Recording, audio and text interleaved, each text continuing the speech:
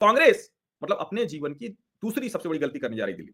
पहली सबसे बड़ी गलती थी जब शीला जी को इतना अपमानित करने के बाद, शीला जी के साथ साथ सोनिया जी को भी अपमानित करने के बाद, उसके बावजूद कांग्रेस ने हाथ मिला दिया कि भाजपा को सत्ता में नहीं आने देना है। और अगर 2013 में भाजपा सत्ता में आ गई होती, उसके 32 विधायक थे, किसी भी तरह से उसकी सरकार बन जाती, या वो कहती कि नहीं हम नहीं जाएंगे केजरीवाल के साथ, तो यकीन मानिए कांग्रेस पार्टी अभी जीवित होती। उन्हीं मुस्लिम मतदाताओं को संदेश देने के लिए, उसको लगता था कि अगर हम केजरीवाल जी के साथ नहीं जाएंगे तो जो मुस्लिम मतदाता है वो ये मानेगा कि नहीं नहीं कांग्रेस बाधा बन गई भाजपा विरोधी सरकार बनाने।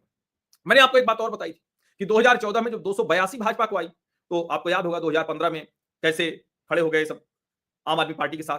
तो सीटों में लगेगा कि 2015 में ज्यादा था, लेकिन 20 का चुनाव कठिन था, फिर भी आम आदमी पार्टी को 62 सीटें मिल गई। और जो कांग्रेस पार्टी थी उसके पास 4% मत रह गया, क्योंकि 2019 में 303 सीटें भाजपा को मिल गई। तो दिल्ली के मुसलमानों ने तय किया होगा कि अब इस बार ज्यादा ताकत से केजरीवाल के साथ खड़ा होना। और जो आपको लगता है ना केजरीवाल का बड़ा मत प्रतिशत टूट कर गया भारतीय जनता पार्टी के साथ, इसीलिए 32 से 38% 2020 में हो गई भारतीय जनता पार्टी।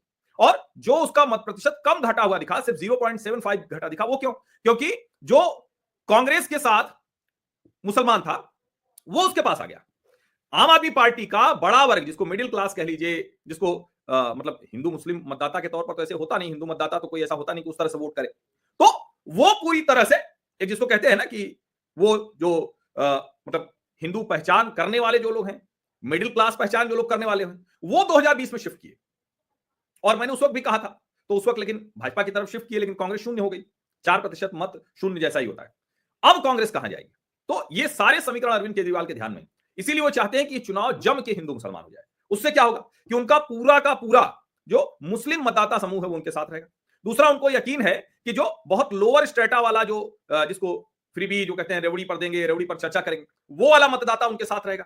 तीसरा, उनको लगता है कि एक बड़ा वर्ग है जो भाजपा विरोधी है, वो भी उनके साथ रहेगा। तो ये मिला के उनको लगता है कि 30 से 35% तक तो पक्का हो जाएगा और बाकी की लड़ाई लड़ लेंगे।